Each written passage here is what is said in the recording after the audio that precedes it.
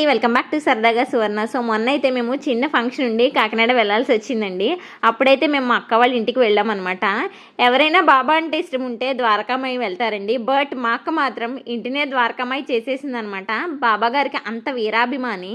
ఇంట్లో కూడా ఎక్కడ చూసినా బాబా ఫోటోలు, బాబా విగ్రహాలే కనిపిస్తాయి. తినేయండి మా అక్క. మేము వెళ్ళిన హడావిడిలో అయితే వేయడం స్టార్ట్ చేసింది.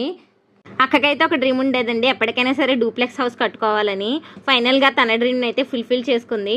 మా చిన్నప్పుడు అయితే సమ్మర్ హాలిడేస్ ఆల్మోస్ట్ ఇక్కడే గడిచేవండి. ఎప్పుడు హాలిడేస్ ఇస్తారా, ఎప్పుడు కాకినాడ వచ్చేస్తామా అని వెయిట్ చేసేవాళ్ళం.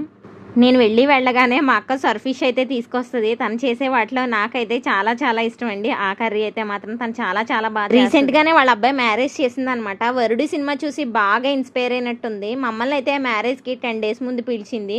మ్యారేజ్ అయిన తర్వాత 15 days ఉంచుకున్న తర్వాత పంపింది. ఆల్మోస్ట్ 1 month అంతా వాళ్ళ ఇంట్లోనే ఉన్నాం. నా సెకండ్ ప్రెగ్నెన్సీలో అయితే గట్టిగానే మొక్కిందండి బాబా గారికి.